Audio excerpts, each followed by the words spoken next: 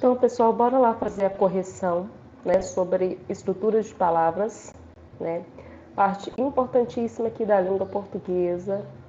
Espero que vocês estejam assistindo aí o vídeo. Deixa eu arrumar isso aqui. Eu apanho com esse negócio aqui, mas tá valendo, né? Deixa eu pegar um maior aqui, um marcador. Deixa eu ver se esse tá bom. Aí tá demais. Vou pegar esse aqui que é um lápis. Isso, melhor. Aqui, peguei um lápis e pronto. Bora lá então. Nós vamos fazer a correção da atividade que eu postei na aula anterior.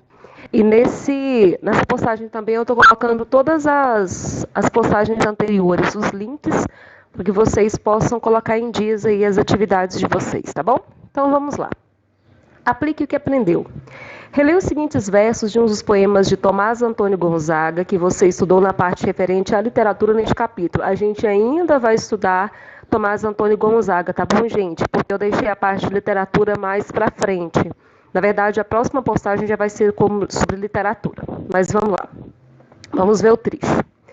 Tu não verás, Marília, sem cativos tirarem o cascalho e a rica terra, ou dos secos os rios caudalosos, ou da minha serra. A palavra caudalosos, empregada no terceiro desses versos, é formada pela soma da palavra caudal, o que jorra e escorre em abundância, com o sufixo oso. Lembrando que nós temos os prefixos, que vêm antes, e os sufixos, que vêm depois. Então, o sufixo oso aqui, né? O sufixo oso que indica intensidade ou abundância. Identifique no poema outras palavras que são formadas do mesmo modo que caudaloso. Então, o que a gente tem que ver, gente? A gente tem que pegar a palavra raiz mais o sufixo oso ou osa, que vai indicar que é o quê? Que é algo grande, que é abundante. Então, aqui o livro sugeriu espaçosa e gostosa. Olha aqui, espaço. Espaço, eu vou ter aqui o radical. E osa aqui, eu vou ter o quê? O sufixo. Gostosa, gosto, eu tenho radical. Goste, né? Eu tenho radical. E oso, eu tenho o quê? O sufixo. Lembrando, pessoal, o que vai ser o radical? O radical, deixa eu apagar aqui. O radical vai ser aquilo, gente, que eu consigo, através dele, formar outras palavras. Por exemplo, espaço. Esse espaço aqui vai ser o radical. Através dele eu consigo formar outras palavras. Goste, gostosura, gostoso, gostoso. Então, o radical é a partir daquele que eu posso formar outras palavras, tá bom? Vamos para a letra B, então. Que palavra é formada pela soma do substantivo ventura, empregado no poema com o sufixo oso? Gente, ventura mais oso vai formar o quê? Venturoso, né? Então, aqui a palavra venturoso. Fácil demais. Beleza. A palavra aventura é formada pelo prefixo, com o substantivo ventura. Sabendo-se que o prefixo ad tem o sentido de aproximação em direção a, e que a palavra ventura tem, entre outros, o sentido de sorte, destino, acaso, felicidade. Que sentido, com base na etimologia, é possível atribuir à palavra aventura? Se ad tem o sentido de aproximação, né? E a palavra ventura tem o sentido de sorte, então a aventura vai ser o quê? A busca da felicidade, a busca da sorte, a aproximação da felicidade ou a aproximação da sorte. Vocês vão pausando o vídeo aí, gente, e vão colocando a resposta correta, tá bom? Que eu não vou enrolar muito, não. Questão 2. Releia os seguintes versos do poema de Cartas Chilenas que você estudou na parte referente à literatura, que ainda vamos estudar, relembrando, né? Não levas, Doroteu, não vêm somente os culpados vadios, vem aqueles que a dívida pediu ao comandante, vem aquele que pôs impuros olhos na sua mocetona, e vem o pobre que não quis emprestar-lhe algum negrinho, para ele ir trabalhar na roça ou lavra. Deixa eu pegar aqui um. Na língua portuguesa, os sufixo ai gente, cadê? Isso.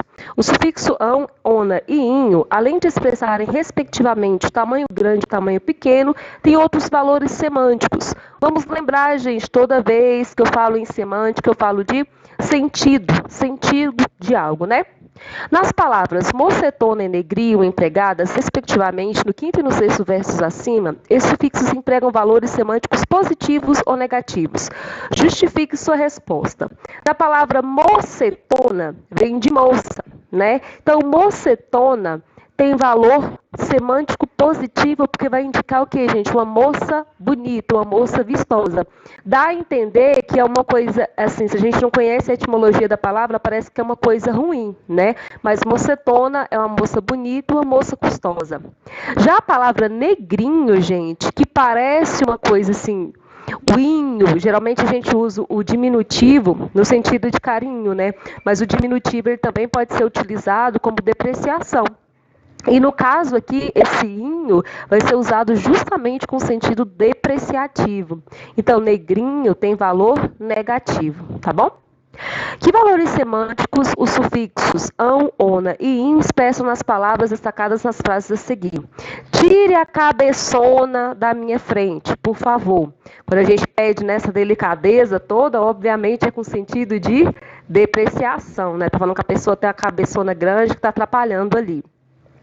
Feliz aniversário, amorzão. Então, esse sufixo ão aí vai dar uma ideia de afetividade. Fique comigo, filhinha. Filhinha também vai dar uma ideia de afetividade. Sujeitinho arrogante também vai dar uma ideia de depreciação. Então, percebe que os sufixos, né, tanto os prefixos quanto os sufixos, eles vão ter uma característica aí de indicar uma questão semântica.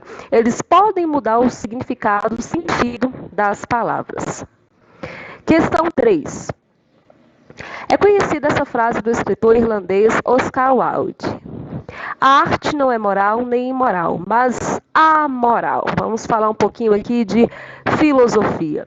Quando eu digo que uma coisa é moral, é que ela é carregada de determinados valores, né? Quando a gente pensa em moral, em ética, são valores de determinadas pessoas. E quando uma coisa é imoral, geralmente vai contra os valores de determinada pessoa. E o que seria então uma coisa amoral? Uma pessoa amoral. Na verdade, não é que ela não tenha moral ou que ela seja imoral. É que ela não conhece o sentido de moralidade. Um exemplo, gente. Quando os portugueses chegaram aqui, viram os índios lá sem roupa, nus. Para os portugueses, aquilo ali era imoral. Mas para os índios ali, eles eram amorais em relação a isso. Por quê? Porque eles não entendiam o contexto de ser imoral para os portugueses. Então, quando eu digo que a pessoa é amoral, é que ela não tem determinado conhecimento do que seria moral e do que seria imoral, tá bom? Então, vamos lá para a questão A. Que morfemas, ou seja, que trechinhos, que pedacinhos, podem ser identificados nas palavras imoral e amoral empregados no radical moral? Então, quais são os pedacinhos aqui que a gente coloca para formar imoral e amoral?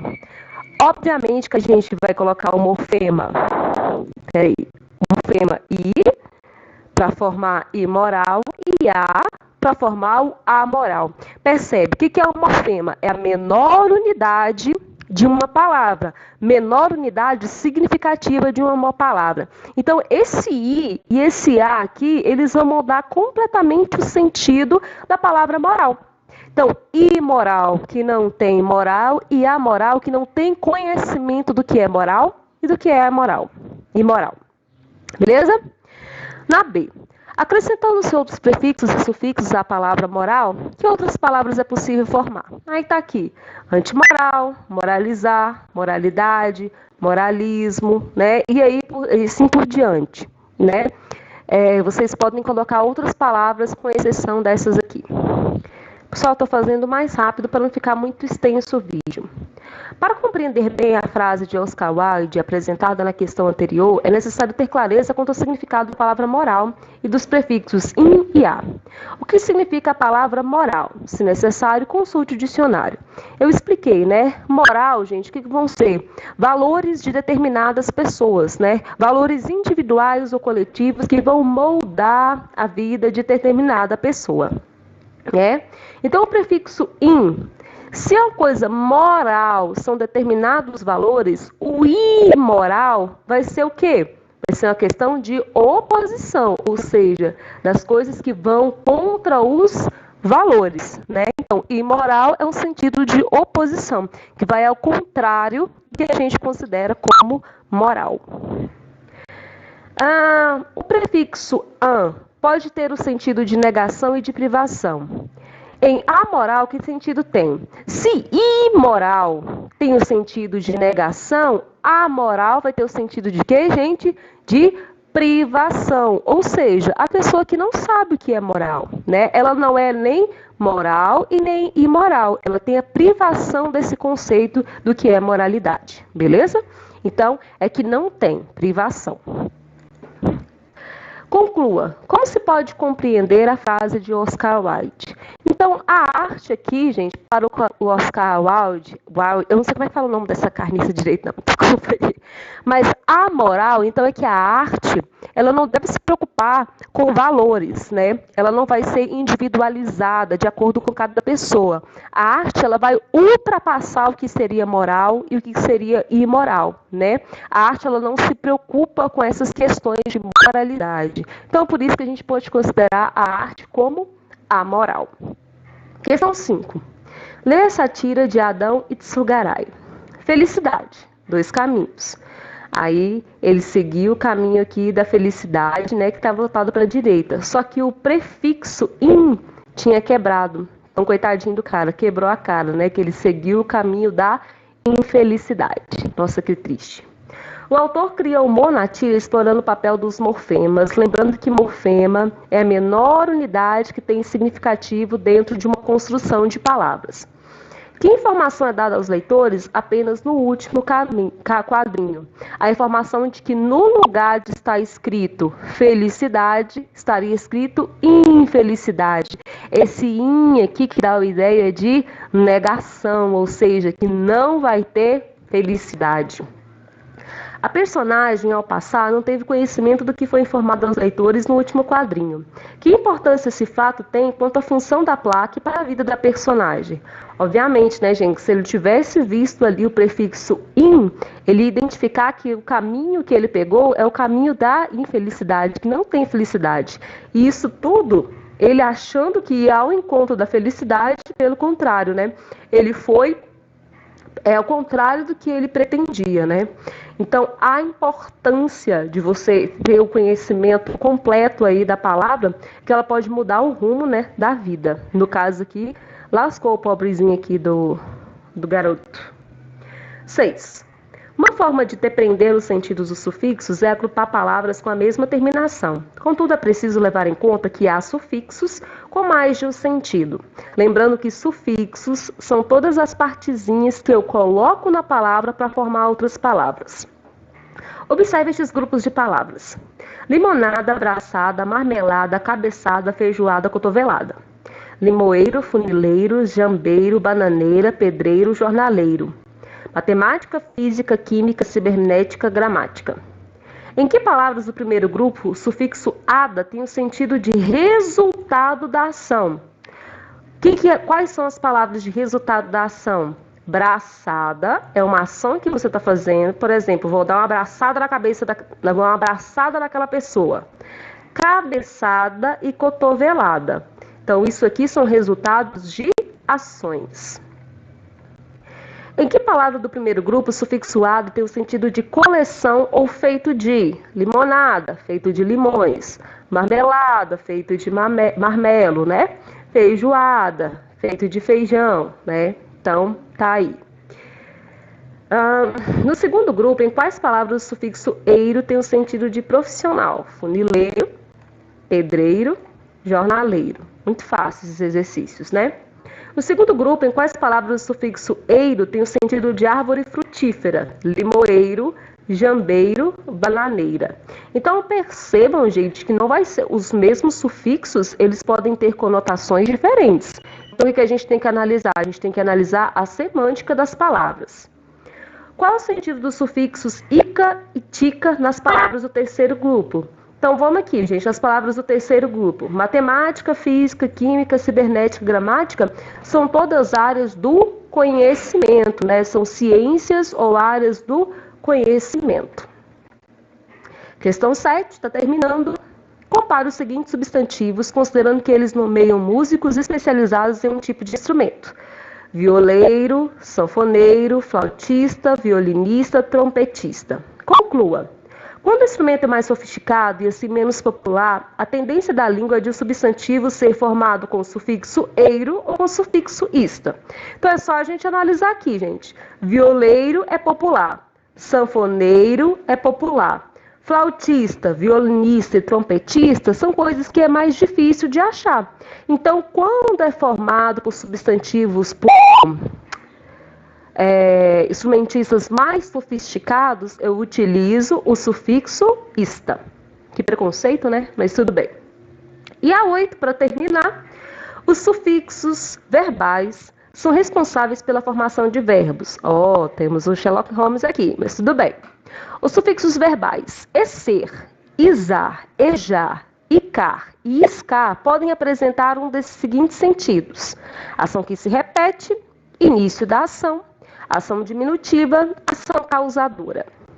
Associe cada um dos sentidos aos verbos destacados em cada uma das frases a seguir e dê exemplo de outros verbos em que o prefixo tem o mesmo sentido. Para amanhecer, é preciso que a noite se farte de escuridão. Nós temos aqui um início da ação.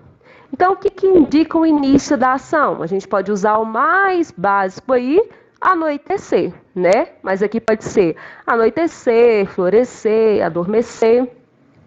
A moça ficava a voejar em torno da comida. É o quê? É uma ação que se repete, o início da ação, uma ação diminutiva ou uma ação causadora? Uma ação que se repete. Então, que exemplo que a gente pode colocar aqui? Gotejar, a gota fica caindo lá da torneira o tempo inteiro. Gracejar, sacolejar, são ações que ficam se repetindo. É preciso canalizar o esgoto de toda a região. É o que, gente? É o início de uma ação? É uma ação diminutiva? É uma ação causadora. Você precisa canalizar, causar algo com o esgoto, né? Urbanizar, utilizar, caramelizar, flambar e assim por diante. E por último, a última que sobrou, né? Meu avô tinha por hábito bebericar café enquanto trabalhava. É uma ação diminutiva. Se ele bebesse de uma vez, seria diferente, mas bebericar é dar o quê? Uns bitoquinhos assim, né? De vez em quando. Então, é diminutiva, é de pouca coisa. Então, adocicar, chuviscar, lambiscar, são coisas no diminutivo. Então, é isso, pessoal. Isso aqui é o processo de formação, estrutura das palavras, né? A gente sabe que as palavras elas são formadas pelo radical, e a esse radical a gente acrescenta os afixos, que são chamados de prefixos, que vêm antes, e sufixos, que vêm depois, tá bom? Lembrando que esses prefixos e esses sufixos, eles podem ter semânticas diferentes. Para quem assistiu o vídeo inteiro, vai ganhar 10 pontos extra. O que tem que fazer? Tem que mandar no meu privado ou comentar no blog a palavra, deixa eu ver uma palavra aqui, amo língua portuguesa. Palavra não, essa frase, amo língua portuguesa. Vai ganhar 10 pontos extra que enviar para o meu celular ou comentar lá no blog. Beijo, beijo e até a próxima.